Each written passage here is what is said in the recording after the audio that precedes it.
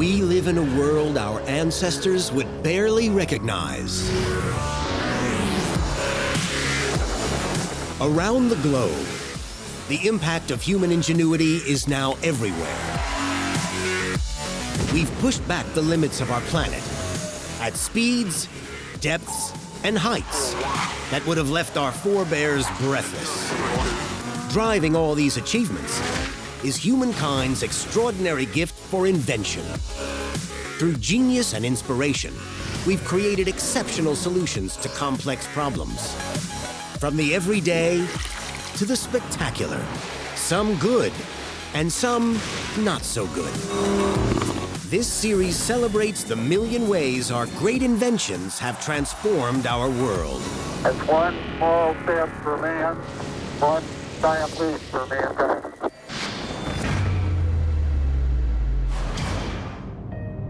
Among the great inventions to transform our world, one circles high above the rest. Born as a testbed to develop weapons of mass destruction, it showed that they could fire missiles all the way to the States. Our lives have come to depend on them. From global communication, they've made the world a smaller place, to transforming navigation. The GPS system means you can know where you are, no matter where you are on the globe. From watching to predicting the weather. We've gotten much better advanced weather warning systems, so they're literally saving lives. And international espionage. They were using them to spy on their rivals. Even exploring the vastness of the universe. From Earth to outer space, few things have transformed our lives like the satellite. Satellites have literally changed the way we look at our own world and the universe beyond it.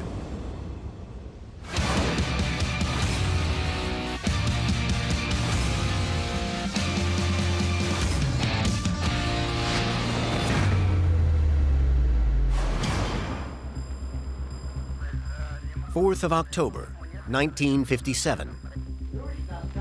On a remote military site in central Kazakhstan, Soviet scientists prepare an R-7 intercontinental ballistic missile for launch.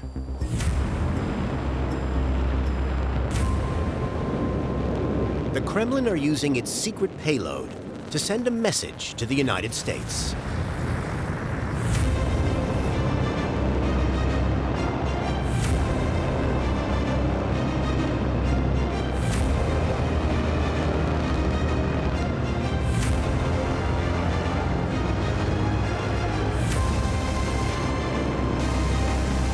As the 280-ton missile reaches an altitude of 223 kilometers, it deploys the classified cargo.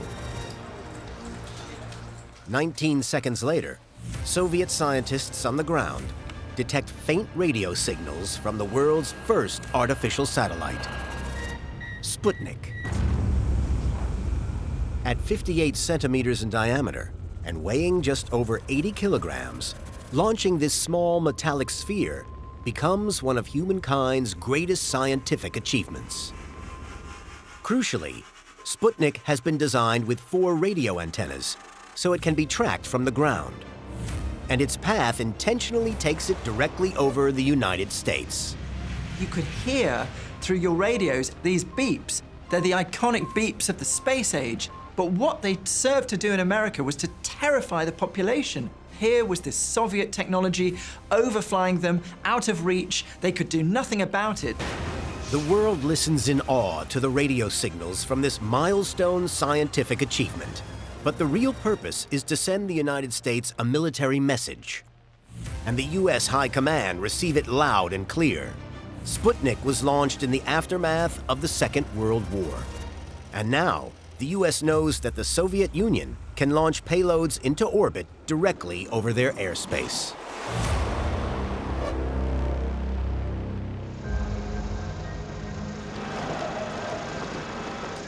"12 years earlier, America drops atomic bombs on the Japanese cities of Hiroshima and Nagasaki,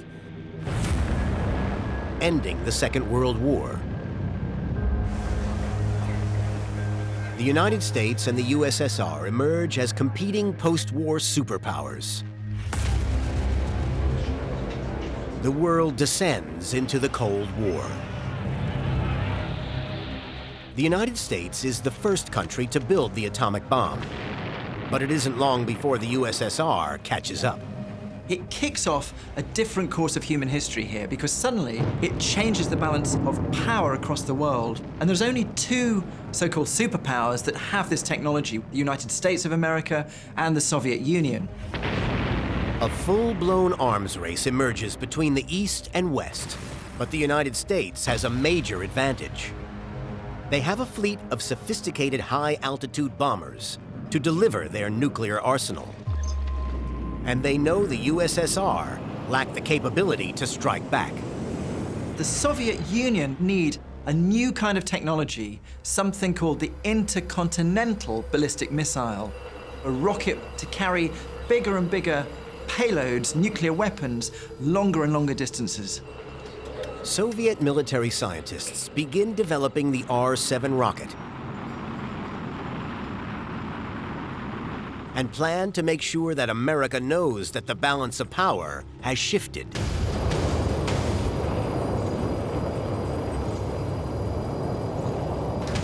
You have to remember, this is, the Cold War. People are genuinely afraid nuclear bombs could mean the end of the world. Now, the thing that keeps them feeling safe is that the Soviets don't have a way of delivering this bomb, until, of course, they do. Sputnik announced that the Soviet Union had the means to strike back. And now we know that our biggest enemy has the means, the missiles, to do this. Alarm bells ring in the Pentagon. When they put Sputnik up there, essentially being traveled on what is kind of a ballistic missile, it showed that they have the capability of going that high up, and that high up is also about how high up you need to go if you want to. You can see what I'm talking about here. They could fire missiles that would be able to travel all the way from the USSR to the States. At this point, the Americans feel that they need to react and react strongly when it comes to their own sort of satellite and missile program, because, yeah, they both have the bomb, but now their arch enemy has a very clear means of delivering it, and they've told them in no uncertain terms by launching Sputnik. The USA need to catch up. The space race has begun. And satellites will be on the front line.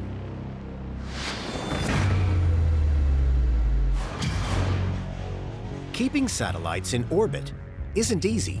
It's a real challenge to get things into orbit, to put something in space and make sure it actually stays there. So there are two factors. You've got speed and you've got gravity. Satellites actually stay in orbit by getting the balance right between the gravitational pull of the Earth and the speed at which the satellite is moving. Get that speed wrong and you could send a satellite just shooting out into space. Get it right and you could have a satellite that's orbiting the Earth constantly. Kind of like if you were to swing a ball on a piece of string around your head. The ball would fly off if the string disappeared, but the string is keeping it going in that circle. And that string is analogous to the force of gravity. So in exactly the same way that the planets orbit around the sun, the moon orbits around the Earth, the same laws determine exactly how satellites orbit our planet. The first stage is to find a reliable way to launch the satellites into space. In an unexpected move, they turned to the Navy, setting them the challenge of launching the United States' first satellite. 6th of December, 1957. In front of the world's press, the U.S. Navy prepares to launch their Vanguard rocket. It rises to an altitude of 1 meter, then the first stage loses thrust.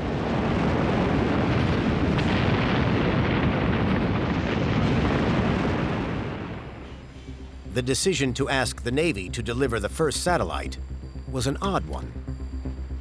The U.S. already had a rocket program, led by a man with far more expertise than the Soviet scientists. But his existence was a closely guarded secret. The U.S. missile program was led by the top Nazi rocket scientists. They weren't just using the technology that the Nazis had developed in the V-2 rocket. They were actually using the very same scientists, with Werner von Braun, who had been developing missiles for the Nazis only a decade before, now developing rocket engines for the US. They give him just 60 days to work out how to turn one of his existing rockets into an Orbit-class rocket that can launch the United States' first satellite.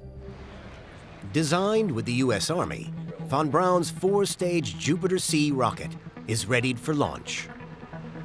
On board is Explorer 1, a satellite the U.S. hoped they can place into orbit. On the 31st of January, 1958, the U.S. Army fired the 29-ton rocket's engine. At 350 kilometers above the Earth, it successfully releases Explorer 1, the United States' first ever satellite. They finally managed to restore a bit of national pride. They showed the USSR that they're capable of developing a rocket powerful enough to put a satellite into orbit around the Earth. But even though Explorer 1 was launched by the military, it would transform our scientific understanding of the planet. One of the chief instruments on board was the cosmic ray detector, which had been put there on the advice of physicist James Van Allen. When they started getting the results back from this radiation detector, the results were shocking. The levels of radiation were 1,000 times higher than anyone had predicted, completely unprecedented levels. Scientists were astonished. Just beyond the atmosphere, space is flooded with radiation. But then, at an altitude of 1,400 kilometers, something unexpected happens. Suddenly, this enormous level of radiation completely vanished. That would have been a huge discovery, completely unexpected at that point. It was baffling them at the time. Physicist James Van Allen had taken the very first reading of radiation captured by the Earth's magnetic field, the magnetosphere. This blanket of radiation covering the Earth will become known as the Van Allen belt. Without it, life wouldn't exist. As well as light, the sun is giving out a constant stream of radiation, a stream of charged particles called the solar wind. The Earth's magnetic field takes these charged particles and it deflects them mainly away from the planet entirely, but those few that do make it to Earth are funneled down into 2 points or 2 sort of circles around the magnetic poles. That's where you get the aurora borealis and the aurora australis, these beautiful green lights you can see in the night sky. But as a result, it means that our atmosphere is safe. It isn't being stripped away by the force of the solar wind. With the discovery of the Van Allen belt, scientists realize they need to explore more of the Earth's upper atmosphere. In 1960, the United States launched SOLRAD-1. It was trying to look at solar radiation, measuring X-rays, high-energy photons in the upper atmosphere to really see that dynamic between how the sun affects the top parts of our atmosphere. SOLRAD-1 also had another mission. It was the US's first spy satellite. Since the start of the Cold War, the United States has been flying secret reconnaissance missions over the USSR. But it was dangerous work. Over 200 airmen were shot down. The US needed a way to avoid Soviet radar that was identifying the American pilots. Orbiting 800 kilometers above the Earth, SOLRAD-1 is directed over Soviet territory to probe for radar blind spots. They'd realized that the radar beams they use on the ground, they actually go all the way into space. So when the SOLRAD-1 satellite passes over the USSR, it can pick up their radar beams, find out what bandwidth they're on, and get that key information. SOLRAD-1's secret mission is a success. The United States begin designing more sophisticated spy satellites. But it soon becomes clear that satellites have potential beyond the military.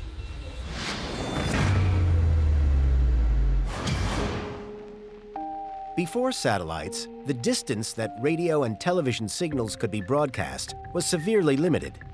Radio waves, the electromagnetic frequency that send broadcast signals, only travel in a straight line, so range is limited by the curvature of the Earth. To send signals over the horizon, you need a chain of relay antennas and receivers. But you can't build an antenna in the middle of the ocean. Satellites offer a unique way around the horizon problem. scientists could use them as orbiting relay stations. The early experiments are remarkably low-tech. And one of the experiments they conducted was to launch Echo 1, which essentially was a giant reflective balloon. Echo 1 has no electronic components. It is simply a giant orbiting mirror, bouncing radio signals over the horizon. On the 12th of August 1960, the giant mirror ball is launched into orbit aboard a 54-ton Thor Delta rocket.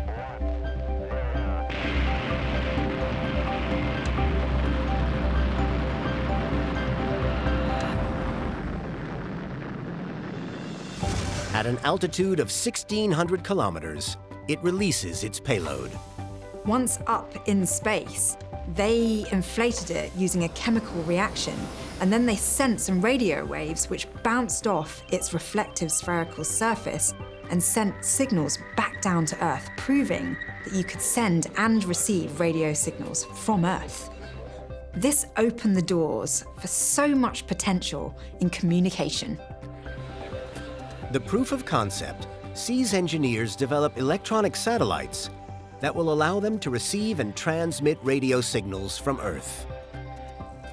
But for these pioneers, just keeping a satellite in orbit is an enormous challenge. The problem the early satellite designers were having to overcome was the fact that satellites that are orbiting pretty close to the Earth, they're not traveling through a perfect vacuum. It's almost a vacuum, but there are still a few sort of residual air molecules slowing down the satellite as it goes around the Earth. Over time, it's not able to counteract the continuous force of gravity, and so eventually the satellite crashes back to Earth and burns up.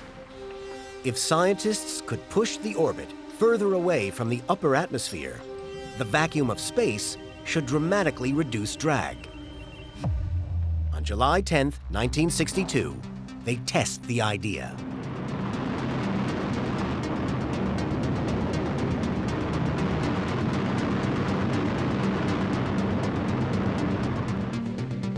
Telstar 1 is placed into a medium Earth orbit, permanently traveling around the Earth.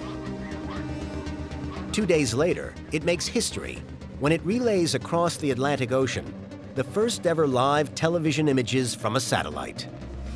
I understand that part of today's press conference is being relayed by the Telstar communications satellite to viewers across the Atlantic, and this is another indication of the extraordinary world in which we live.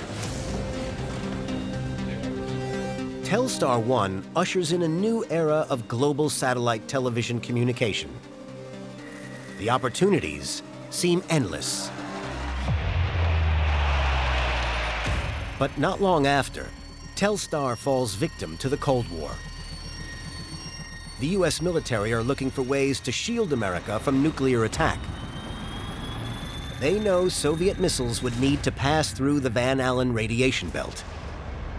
If they can supercharge this region of space, the belt might become a defensive shield, frying the electronics of any incoming missiles. They test the theory by detonating nuclear bombs inside the Earth's magnetic belts. The theory works. The Van Allen belt becomes supercharged. And it's thought Telstar becomes the first casualty as the radiation surge destroys its electronics.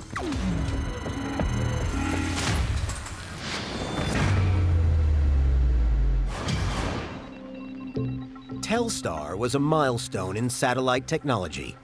Space communication is now a reality. But communication satellites still have to get past a major problem.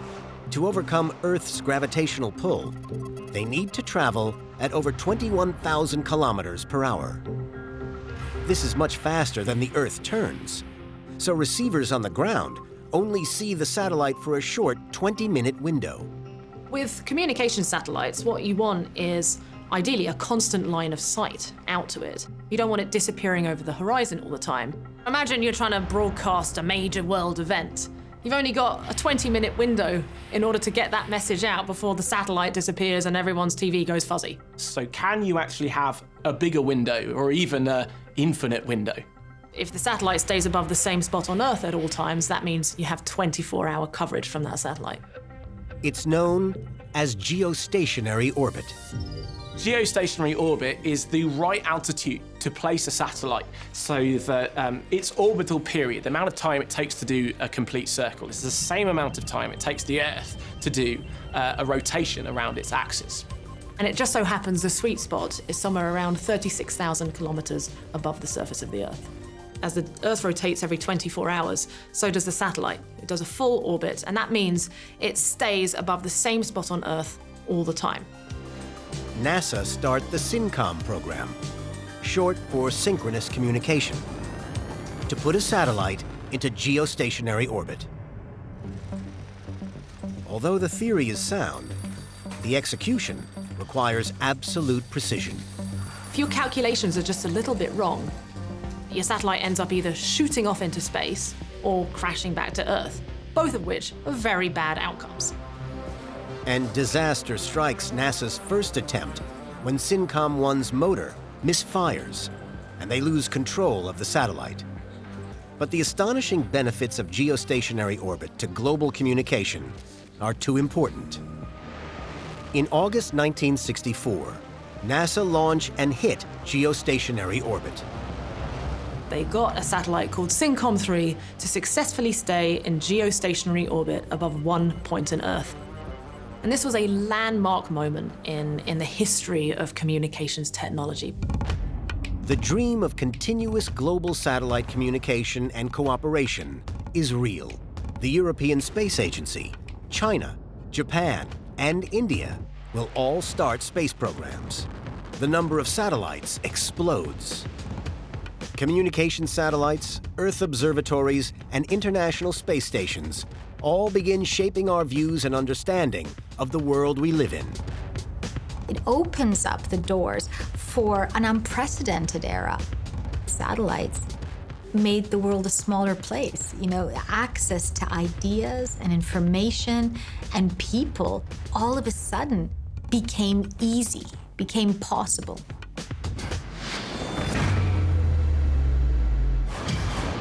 Satellites have opened up a new world of scientific exploration, global communication, and television. And they are soon transforming our lives in unexpected ways. For most of history, humankind has been at the mercy of Mother Nature. Before the 1960s, predicting the weather was a crude science. For the early meteorologists, measuring temperature in the atmosphere was key. The first pictures of Earth from space were captured from Wernher von Braun's early rocket tests.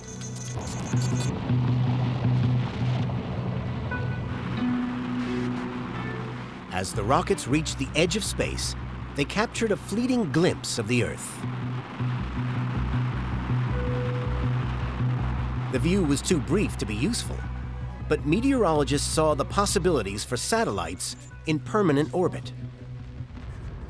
I can't imagine the feeling of what it must have been to be a meteorologist back then, seeing the Earth from space for the first time, seeing these weather patterns from a bird's eye view, or beyond a bird's eye view, a God's eye view. Weather is caused by the sun heating our atmosphere. If meteorologists could chart temperature changes, it could help predict the weather. But the early satellites could only see the weather, not the temperature. How do you measure temperature using a camera?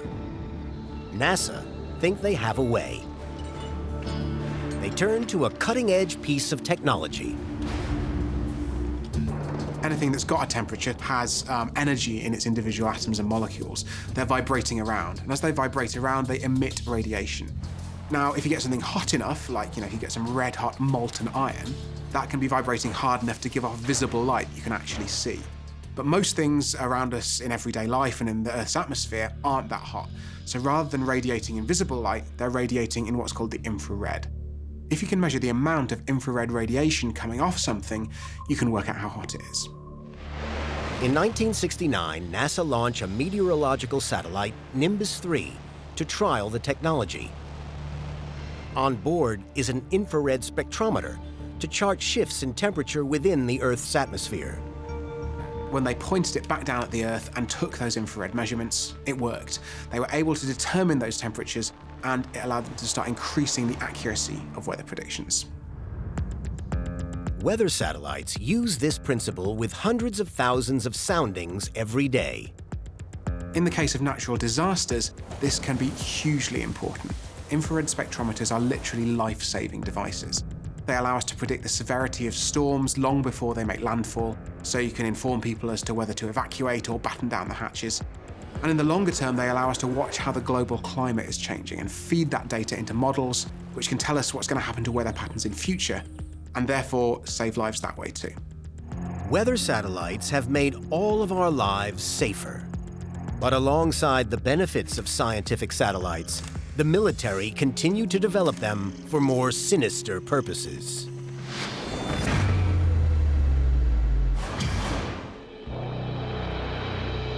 Since the birth of the space age, the United States and Soviet Union have both been developing satellites to spy on each other. Any insight into their rivals' missile programs could prove vital. And satellites provide an ideal eye in the sky. As early as 1960, the CIA launched their first photographic reconnaissance satellite, codenamed Corona. Orbiting at 160 kilometers above the Earth, the Corona satellite is directed over Soviet territory. With an array of precision camera lenses, the satellite photographs its journey over the USSR. But working with 1960s technology presents a unique set of challenges. The CIA devised novel solutions. They took these photos on film. So these early spy satellites would be sent up there with miles and miles of film, and they would just indiscriminately take photos of different parts of the Earth as they traveled across it. But then, how do you get that film back down to Earth? In an age before digital imaging, the CIA have no choice but to physically retrieve the film from space. If they drop it from the satellite, could an Air Force recovery plane catch it out of the air? So think about all the things that have to go right in order for that to actually happen successfully. It has to deploy at the right point in its orbit so that its trajectory enters the Earth's atmosphere at the right spot. Survive the incredibly violent re-entry into the Earth's atmosphere. The parachutes would then have to successfully deploy to slow it down enough. The airborne rescue team have to get up and deploy to the right zone as well. They've got spies on the plane with binoculars looking for it. To then scoop it out of the air. There's so many ways for it to go wrong. And even if everything did manage to go to plan, it would still be days or even weeks until those photos would be developed. By that point, who knows what might have changed behind the Iron Curtain? It kind of worked. Between 1960 and 1972, over 100 Corona missions are conducted. Remarkably, more than 800,000 photographs are returned to Earth. But by the time the Corona satellite images can be scrutinized, they are already weeks out of date. The Soviet Union also recognized the problem. Their solution was to replace orbiting cameras with spies. In the initial days of the space race, the USSR set the pace.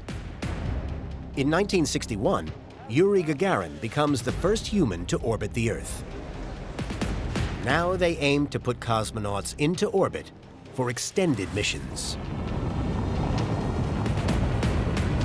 They had had plans for space stations for decades, and they had an incredible amount of data on keeping cosmonauts, keeping humans alive beyond the Earth. This was something that they knew they could, again, beat the Americans at. In 1974, they launch a manned space station, Salyut 3. They claim it's an orbiting Earth observatory. They just wanted to have people up there observing the Earth and taking photos of how things changed and weather patterns and so on. But in reality, it was a spy satellite. The Almaz spies are a major update on America's spy system. They were there to not only direct the camera as opposed to just snapping away indiscriminately, but also they had the added bonus of being able to relay what they were seeing in real time without having to wait for the images to be sent back to Earth. ALMAS proves far more effective than the CIA's unmanned Corona satellite missions. But the Soviets worry that their cosmonaut spies are vulnerable to counterattack. The Russians were so paranoid about getting caught out that they thought it was necessary to arm their satellites with, get this, a space cannon. I mean, we're talking real James Bond stuff here. The 23mm cannon, designed for supersonic bombers, is adapted to fit the Salyut space station. But firing a cannon in space presents unique problems. Newton's third law kind of gets in the way, this idea that for every force, there is an equal and opposite reaction. You know, if you stand and point a gun, you'll feel the recoil, but ultimately your feet stuck to the ground will absorb most of that force. In space, you don't have that luxury. You know, they could have actually fired on an approaching enemy and shot themselves out of orbit and off into space. The Soviet Union had taken Cold War warriors into space. Now, the USA was about to announce a jaw-dropping escalation. Since the dawn of the Cold War, the specter of nuclear apocalypse hung over both the East and West. But Armageddon is kept at bay by a balance of power known as mutually assured destruction. Both the USA and the USSR possess an enormous arsenal of nuclear warheads and the intercontinental ballistic missiles to deliver them. But both powers know that if one side ever pushed the nuclear button, the other could react in kind. Firing the first missile would effectively be nuclear suicide, because once retaliatory missiles were airborne, the aggressor would also be doomed. They're able to see these missiles coming towards them, but they can't stop them. All they can do is wait. Ronald Reagan was not happy about this at all. Let me share with you a vision of the future which offers hope. What if we could intercept and destroy strategic ballistic missiles before they reached our own soil or that of our allies? In 1983, President Ronald Reagan sets America's best and brightest the task of finding a way to render mutually assured destruction obsolete. The program will become known as the Strategic Defense Initiative. Reagan got together his best and brightest military minds to try and come up with ways to shoot down an intercontinental ballistic missile while it's in space. That was going to mean they'd have to arm satellites. And the weaponry they imagine mounting on board the satellites comes straight out of science fiction. Reagan was thinking about putting laser beams on there, high-energy kinetic projectiles, potentially even nukes. I mean, this was totally outlandish, and in fact, the people thought that at the time as well. It's why they nicknamed it Star Wars. This is such an incredibly difficult task. First, you've got to identify these missiles, which are traveling really fast. You've got to be able to target them effectively. Bear in mind as well, there are going to be a ton of decoys. Once you've done all of that, then you go and try and shoot them down.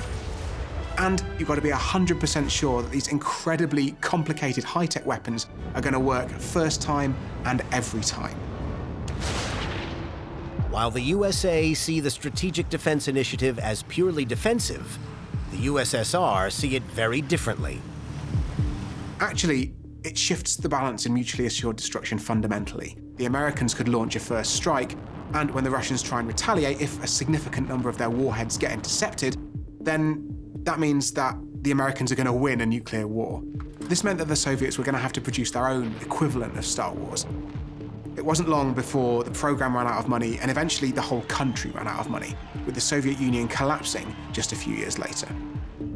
Space again becomes the arena for exploration and research, and scientists look to turn satellites outwards to explore the vastness of the universe.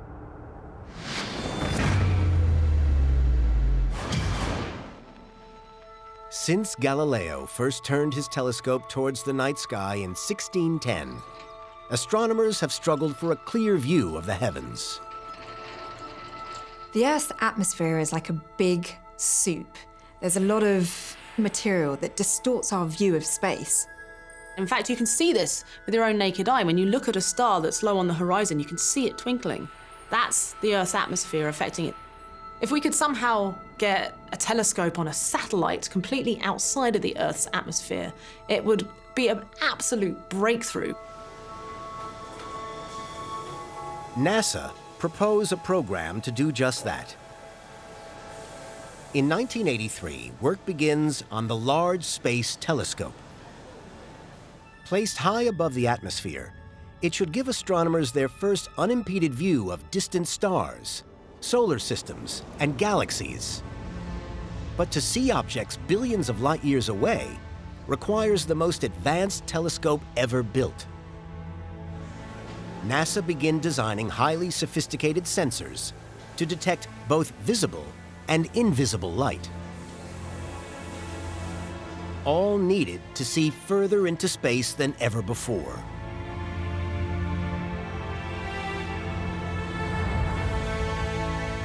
But if engineers are to incorporate these instruments into a single satellite, the Large Space Telescope needs to be very large indeed. 13 meters long, 4 meters wide, and almost 11 tons in weight. But NASA's typical satellite deployment systems won't cut it. NASA needs an entirely new craft to get it into orbit. To get a satellite up into space of this size required a vehicle with a huge space for cargo. And that vehicle was the shuttle. In 1972, work begins on NASA's iconic space shuttle. Uniquely, the shuttle will be able to launch, repair, and even catch and return satellites. And it's designed to carry much larger payloads, almost 30 tons with each launch.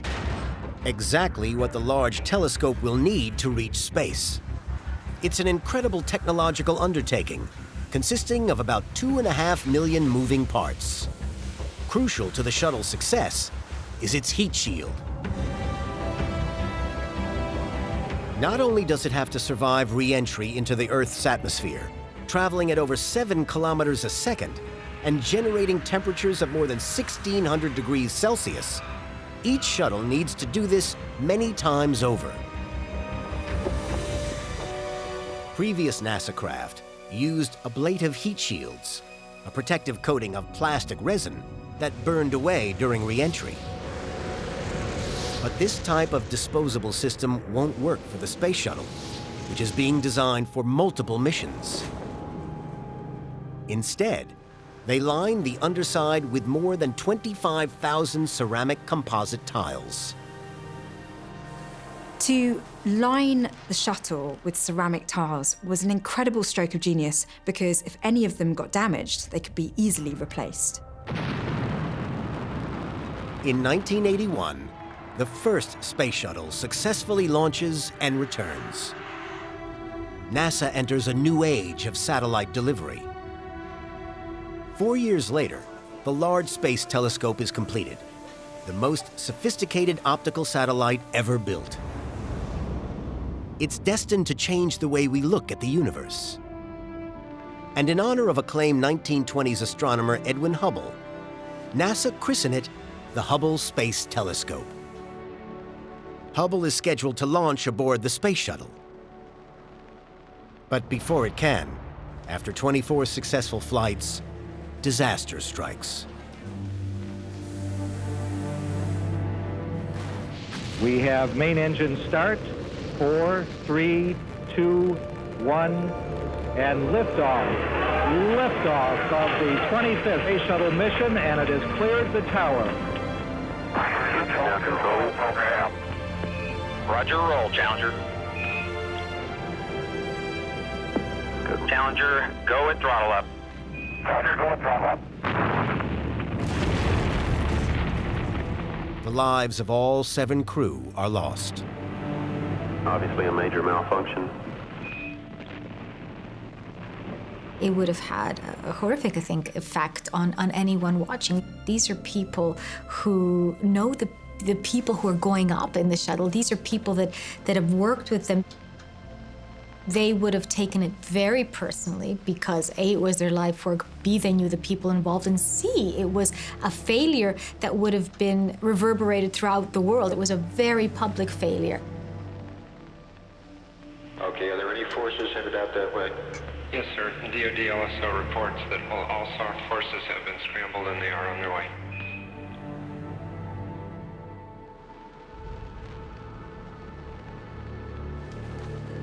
It will be 2 years before the shuttle program resumes. In 1990, the Space Shuttle Discovery is ready for launch. Eventually, the Hubble Space Telescope gets its turn. There would have been a huge amount of trepidation at the launch, right? Just kind of that nervous energy. Because you remember what happened, the Challenger was only a few years before. You know, that would have been very fresh in their minds. We are go for main engine start, T-minus 6, 5, 4, 3, 2, 1, and liftoff of the Space Shuttle Discovery with the Hubble Space Telescope, our window on the universe. Mission Control, Houston. All program. To give Hubble the clearest view possible, the Space Shuttle Discovery has to launch higher than any shuttle mission before or since. Guidance officer confirms a good roll maneuver. 4 years after the Challenger disaster, it must have been such an incredible relief to finally launch that Hubble Space Telescope. 103, 103. What's good?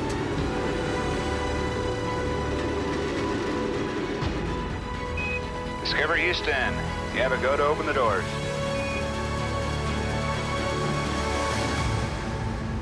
At 600 kilometers above the Earth, Hubble is released. One of the most sophisticated satellites ever launched. And Hubble starts to return the clearest views of the universe ever seen. But for astronomers, one of the most incredible moments comes over Christmas, 1995. Astronomers decide to point the Hubble Space Telescope at what they think to be a completely empty patch of sky. We're talking like a tiny, tiny little fraction of the whole sky. They come back 10 days later to find 3,000 galaxies. I mean, just think about that. You know, they thought there'd be nothing there, or very little. It's the best Christmas present ever. For the first time, a telescope observes the stars without interference from the Earth's atmosphere. The Hubble Space Telescope changes our understanding of the universe. The images sent back of distant constellations are staggering and allow astronomers to see over 13 billion light years into the past. Because the speed of light is constant, this means that the further away you look, the further back in time you're looking. We were able to see the earliest images of the universe. We're able to look back and actually understand our cosmological history for the first time. And it blew the lid off of everything that we thought we understood about the universe. Satellites are helping us to understand our place in the universe, even discover distant planets. But they're also able to help us navigate our own planet. 31 satellites circling over 20,000 kilometers above the Earth constantly transmit their positions. Receivers on the ground use this information to pinpoint their precise location, creating what we know as GPS, the Global Positioning System. The GPS system means you can know where you are to an accuracy of centimeters no matter where you are on the globe. The GPS system has also transformed shipping and air travel. It's made it so much safer because we can always keep track on where planes are, even if they're out in the middle of the ocean. Satellites have given us global navigation, and soon, even access to information anywhere on Earth. Access to broadband requires a huge physical infrastructure. It's near impossible for users in remote areas to connect to it. but it could be possible to provide uninterrupted internet access to the entire planet. Not with land-based networks, but satellites. Elon Musk's SpaceX company is aiming to do just that. But it requires a radical new approach to the way satellites are used. You might think, okay, well, why don't we use these geostationary satellites that can see large swathes of the planet at a given time? But you've got to remember that geostationary orbit is really far away and it takes those signals time to travel to the satellite and back again. You don't want that with your broadband. Elon Musk's solution is just to build a gigantic constellation of satellites in low Earth orbit that are going to be swarming around the planet at all times. The project is called Starlink, a constellation of 12,000 satellites circling in low Earth orbit. In order to get thousands of satellites into low Earth orbit, you need to be able to launch every one of those satellites as cheaply as possible. We don't throw away planes, we reuse those, so why don't we do exactly the same for space? They're using rockets that, rather than just being used once, are reusable. If you want to get a rocket that you've launched into space to come all the way back down to the ground, then you've got a very, very difficult problem on your hands. Firstly, you need to slow the rocket down. You've got to be able to reignite that booster. As you descend down, you're going from a hypersonic regime to a supersonic and then transonic, and then you want to get it to at least terminal velocity. But that's not enough. What you need to be able to do is guide that rocket into the right spot so it can land on a particular pad. Inevitably, there were some teething problems.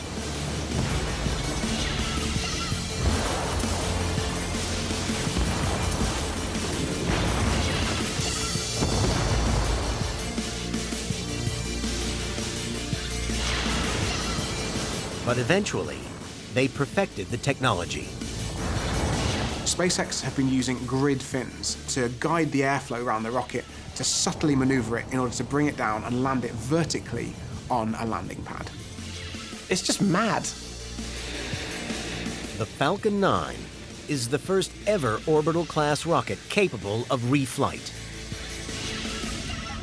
In 2019, the first 60 of the proposed 12,000 satellites were successfully delivered into low Earth orbit. It's the most ambitious satellite program ever undertaken. Once in orbit, the constellation of satellites will allow fast broadband access to anywhere on the surface of the Earth. And satellites will soon be a regular feature around other worlds.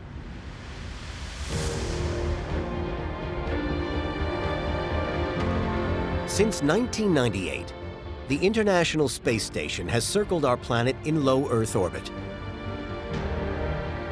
Crewed by astronauts from many countries, it serves as a research lab, allowing experiments to be conducted in microgravity. But now, NASA are looking to push the scientific boundaries further afield with the Gateway satellite, a crewed space station that will orbit the Moon. Gateway will allow astronauts to access the lunar surface to conduct scientific experiments. But NASA also hoped to use the space station as a test bed for new technologies and life support systems for their ultimate goal, sending astronauts to Mars. It's the furthest from home anyone has ever traveled, and it will be thanks to satellites.